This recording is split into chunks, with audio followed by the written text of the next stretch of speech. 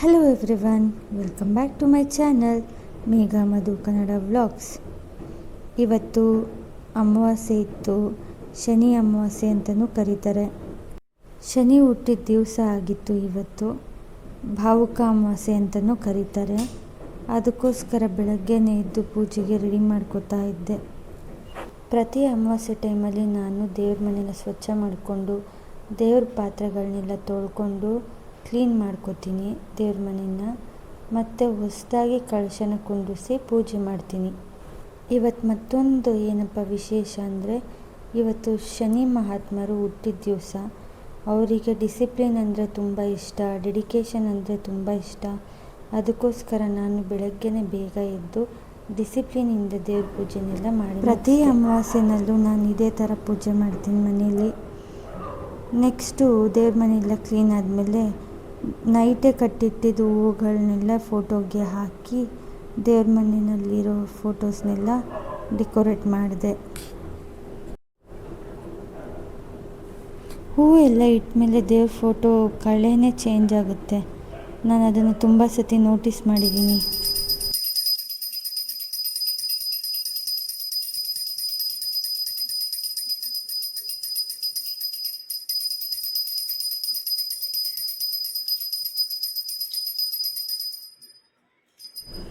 ನನ್ನ ಹಸ್ಬೆಂಡು ಪೂಜೆ ಟೈಮಿಗೆ ರೆಡಿ ಇದ್ದಿದ್ದರಿಂದ ಅವ್ರ ಕೈಯಲ್ಲಿ ಮಂಗಳಾರತಿ ಎಲ್ಲ ಮಾಡಿಸಿ ಪೂಜೆನೂ ಮನೆಯಲ್ಲಿ ಇಬ್ಬರು ಸೇರಿ ಮುಗಿಸಿದ್ವಿ. ಪೂಜೆ ಮಾಡಿದ ದಿನ ಮೈಂಡ್ ತುಂಬ ರಿಫ್ರೆಶಿಂಗಾಗಿ ಪೀಸ್ಫುಲ್ಲಾಗಿರುತ್ತೆ. ಮನೆಯೂ ಅಷ್ಟೇ ತುಂಬ ಕಳೆಯಿಂದ ಕೂಡಿರುತ್ತೆ. ಪೂಜೆ ಎಲ್ಲ ಮುಗಿಸ್ಕೊಂಡು ಕ್ವಿಕ್ಕಾಗಿ ಬ್ರೇಕ್ಫಾಸ್ಟ್ ರೆಡಿ ಮಾಡೋಣ ಅಂತ ಹೋದೆ.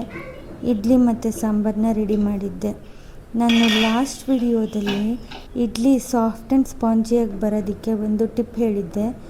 ನೋಡಿ ಎಷ್ಟು ಸಾಫ್ಟ್ ಆ್ಯಂಡ್ ಸ್ಪಾಂಜಿಯಾಗಿದೆ ನಾನು ಮಾಡಿರೋ ಇಡ್ಲಿ ಅಂತ. ನಿಮಗೂ ಈ ಥರ ಇಡ್ಲಿ ಬೇಕಂದರೆ ಆ ಟಿಪ್ನ ಫಾಲೋ ಮಾಡಿ. ಮಕ್ಳಿಗೂ ಟಿಫನ್ ಎಲ್ಲ ಹಾಕ್ಕೊಟ್ಟೆ. ಅವರು ತಿಂದು ಆಟ ಆಡ್ತಿದ್ರು. ಏನರು ಮನೆ ಇಷ್ಟೊಂದು ಗಲೀಜು ಮಾಡಿದ್ದೀರಾ, ಕ್ಲೀನ್ ಮಾಡಿ ಅಂದರೆ ನಾನು ಕ್ಲೀನ್ ಮಾಡ್ತೀನಿ ಕೊಡು ಪರ್ಕೆ, ನಾನು ಕ್ಲೀನ್ ಮಾಡ್ತೀನಿ ಕೊಡು ಪರ್ಕೆ ಅಂತ ಇಬ್ಬರು ಜೋರಾಗಿ ಕಿತ್ತಾಡ್ತಾಯಿದ್ರು.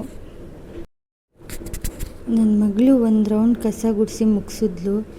ಇವರಿಬ್ಬರು ಹೋಲ್ ಡೇ ಇದೇ ಥರ ಕಿತ್ತಾಡ್ತಾನೆ ಇರ್ತಾರೆ, ಹೊಡೆದಾಡ್ತಾನೆ ಇರ್ತಾರೆ. ನಿಮ್ಮನೆಯಲ್ಲೂ ಮಕ್ಕಳು ಈ ಥರನೇ ಕಿತ್ತಾಡ್ತಾರಾ? ಕಾಮೆಂಟ್ ಮಾಡಿ. ಇವನು ತುಂಬ ಕೋಪ ಮಾಡ್ಕೊಂಡೋಗಿ ಹೊರಗಡೆ ಕೂತ್ಕೊಂಡ್ಬಿಟ್ಟಿದ್ದ. ಸಮಾಧಾನ ಮಾಡ್ಕೊಂಬಂದು ಮತ್ತೆ ಪರ್ಕೆ ಕೊಟ್ಟೆ. ಇವನು ಸೆಕೆಂಡ್ ರೌಂಡ್ ಕ್ಲೀನ್ ಮಾಡೋದಕ್ಕೆ ಶುರು ಮಾಡ್ದ. ಗುಡಿಸು, ನೀಟಾಗಿ ಗುಡಿಸ್ಬೇಕು.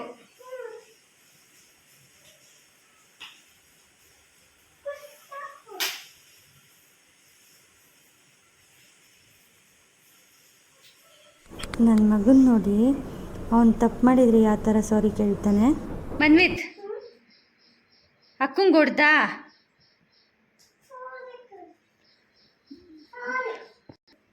ಪರ್ಕೆ ಕೆಳಗಡೆ ಇಕ್ಬಿಟ್ಟು ಕೇಳು. ಮಧ್ಯಾಹ್ನ 12 ಆಗಿತ್ತು. ಮಕ್ಕಳಿಗೆ ವಾಟರ್ ಮಿಲನ್ ಸ್ನ್ಯಾಕ್ಸ್ ಕೊಟ್ಟಿದ್ದೆ. ಇಬ್ರಿಗೂ ವಾಟರ್ ಮಿಲನ್ ಅಂದರೆ ಸಖತ್ ಇಷ್ಟ. ಸಖತ್ ಎಂಜಾಯ್ ಮಾಡ್ಕೊಂಡು ವಾಟರ್ ಮಿಲನ್ನ ತಿಂದರು.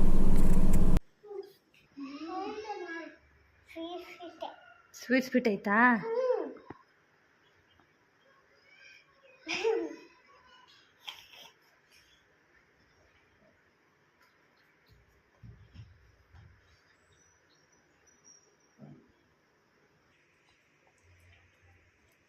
ಏನು ತಿಂತಾ ಇದೆಯಾ?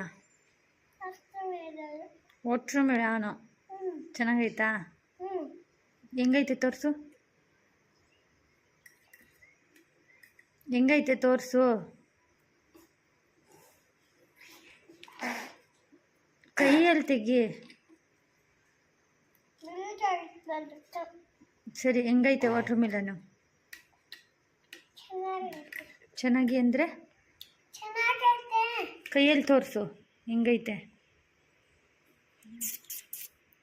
ಕೊಡು, ನಿಂಗೆ ಸಾಕು.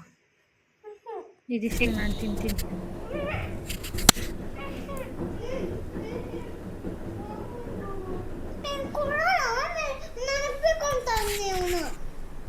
ನೆನಪಬೇಕು ಅಂದಾಗ ಥ್ಯಾಂಕ್ಸ್. ಇವರಿಬ್ಬರು ಯಾವಾಗ ಜಗಳ ಮಾಡ್ಕೋತಾರೋ, ಯಾವಾಗ ಚೆನ್ನಾಗಿರ್ತಾರೋ ಒಂದು ಗೊತ್ತಾಗಲ್ಲ. ನನಗಂತೂ ಇವ್ರ ಜಗಳ ನೋಡ್ತಾ ಇದ್ದರೆ ತಲೆ ಕೆಟ್ಟು ಹುಚ್ಚಿ ಆಗೋದೇನೋ ಅನಿಸ್ತಿರುತ್ತೆ. ಆ ಥರ ಜಗಳ ಮಾಡ್ತಿರ್ತಾರೆ. ಇನ್ನೊಂದು 2 ಸೆಕೆಂಡಿಗೆ ಈ ಥರ ಇಬ್ಬರು ಒಬ್ರನ್ನೊಬ್ರು ಬಿಟ್ಟಿರಲ್ವೇನೋ, ಎಷ್ಟೋ ಪ್ರೀತಿ ಇದೆಯೇನೋ ಅನ್ನೋ ಥರ ಬಿಹೇವ್ ಮಾಡ್ತಿರ್ತಾರೆ. ಒಳ್ಳೆ ಕನ್ಫ್ಯೂಷನ್ನಲ್ಲಿದ್ದೀನಿ ನಾನು. ಏನು ಮಾಡಲಿ ನೀವೇ ಹೇಳಿ. ಇವು ಡ್ರಾಮನ ನೋಡ್ತಾನೆ ಅಡುಗೆ ಮಾಡಿ ಮುಗಿಸ್ದೆ. ಬಸ್ಸಾರು ಮಾಡಿದ್ದೆ, ಬೀನ್ಸ್ ಎಲ್ಲ ಹಾಕಿ ಮಕ್ಕಳಿಗೆ ಊಟ ಎಲ್ಲ ಮಾಡಿಸಿ 3 ದಿವಸದಿಂದ ಒಂದು ಕೆಲಸನ ಪೆಂಡಿಂಗ್ ಇಟ್ಕೊಂಡೇ ಬಂದಿದ್ದೆ. ಏನಾದರೂ ಆಗಲಿ ಇವತ್ತು ಅದನ್ನು ಮುಗಿಸ್ಬಿಡೋಣ ಅಂಥೇಳಿ ಧನ್ಯ, ಗೋಧಿ ಇದನ್ನೆಲ್ಲ ಒಣಗಾಕಿದ್ದೆ. ಬಿಸಿಲಿರಲಿಲ್ಲ, ಅದಕ್ಕೆ ಆ ಕೆಲಸಗಳೆಲ್ಲ 3 ಡೇಸಿಂದ ಪೋಸ್ಟ್ಪೋನ್ ಮಾಡಿಕೊಂಡೇ ಬಂದೆ. 3-4 ಡೇಸಿಂದ ಜಾಸ್ತಿ ಬಿಸಿಲಿರಲಿಲ್ಲ, ಅದಕ್ಕೆ ಈ ಕೆಲಸಗಳೆಲ್ಲ ಪೆಂಡಿಂಗ್ ಆಗಿತ್ತು. ಇವತ್ತು ಎನಿವೇ ಫ್ರೀ ಆಗಿದ್ದೀನಿ ಅಂಥೇಳಿ ಧನಿಯಾ ಪೌಡರ್ನೆಲ್ಲ ರೆಡಿ ಮಾಡಿ ಇಟ್ಕೊಂಡೆ. ನಾನು ಧನಿಯಾ ಪೌಡರ್ ಮಾಡಬೇಕಾದ್ರೆ 5 kg ಧನಿಯಾ ಪೌಡರ್ ಮಾಡಿದ್ದೆ. ಸುಮ್ಮನೆ ಯಾವಾಗಲೂ ಗರಂ ಮಸಾಲ ಯೂಸ್ ಮಾಡೋದು ಬೇಡ, ಅದಕ್ಕೆಲ್ಲ ಕೆಮಿಕಲ್ಸ್ ಹಾಕಿರ್ತಾರೆ ಅಂಥೇಳಿ ಚಕ್ಕೆ ಲವಂಗ ಎಲ್ಲನೂ ಇದಕ್ಕೆ ಇನ್ಕ್ಲೂಡ್ ಮಾಡಿದೆ.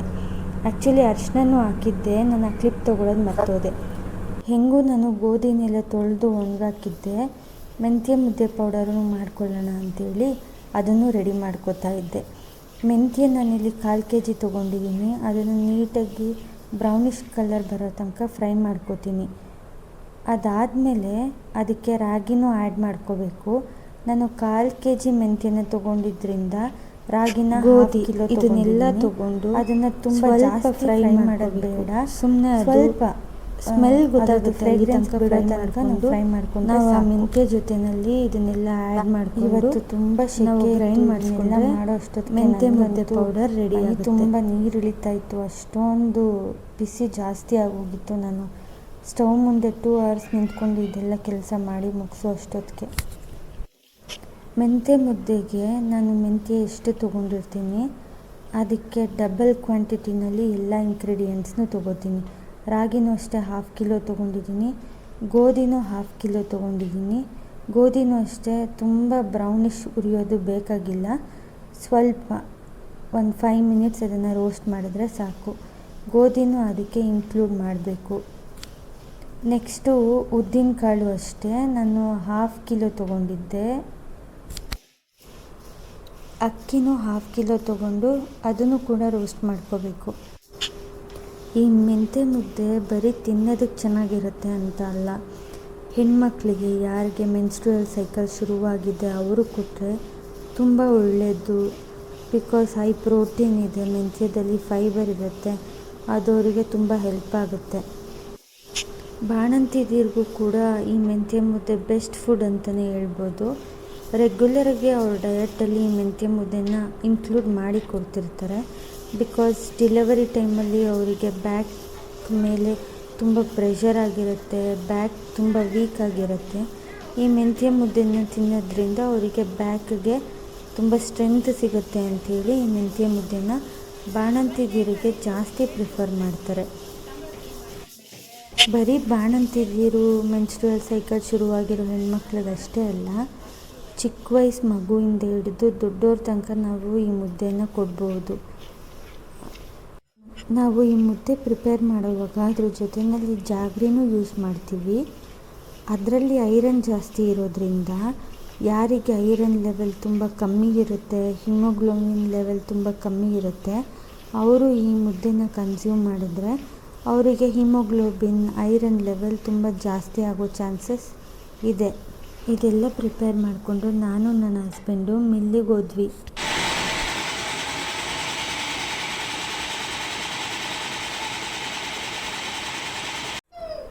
ನೋಡಿ, ಇವತ್ತು ಇದಿಷ್ಟು ರೆಡಿ ಮಾಡಿಕೊಂಡೆ. ಗೋಧಿ ಹಿಟ್ಟು, ಮೆಂತ್ಯ ಮುದ್ದೆ ಹಿಟ್ಟು, ರಾಗಿ ಹಿಟ್ಟು ಮತ್ತು ಧನಿಯಾ ಪುಡಿ ಇದಿಷ್ಟು ಮಾಡಿಕೊಂಡೆ ಇವತ್ತು. ಇಷ್ಟು ಮಾಡೋ ಅಷ್ಟೊತ್ತಿಗೆ ನನಗೆ ಫುಲ್ಲು ಟಯರ್ಡ್ ಆಗೋಗಿತ್ತು. Thank you for watching this video. If you want to watch more such videos, please subscribe to my channel and do support me. Thank you for watching. Love you all. Bye bye. See you in my next video.